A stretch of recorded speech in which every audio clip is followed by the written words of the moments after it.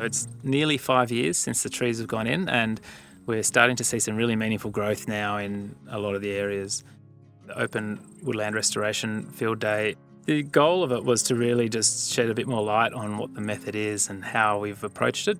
At Woodminda, it's 50 hectares of essentially overcleared landscape. What I see the opportunity here to be is to convert that overcleared landscape type back into woodland. It was really wonderful to work with the regulator to get a far more realistic woodland structure of open, closed nature, which helps foster a far better biodiversity and ecological outcome. So the problem that I faced was I didn't want to create a large block closed forest on Woodminda because it's a typical open box gum woodland. A block planting doesn't have to just be an arboretum-style series of trees spaced every 7 metres. What it can be is a really open and closed woodland ecosystem with the same opportunity for carbon sequestration, but with greater ecological outcomes and with greater farming outcomes. Landholders get paid per tonne of carbon sequestered over a protracted time period. You firstly have to prepare the site, and then you plant the trees, and you slowly accumulate carbon, and then you get paid a certificate for that carbon. It's called an ACCU. What we're hoping to do more of is build resilience in the farming systems. I think the day demonstrates a path forward, a use case here for combining the biodiversity outcomes with carbon outcomes and productivity at the same time. It's wonderful to meet a practical farmer like Jeff Kay.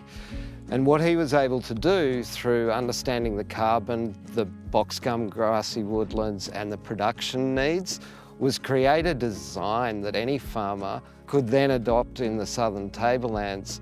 I think it just demonstrates the importance of taking on the ground knowledge and bringing that up to policy.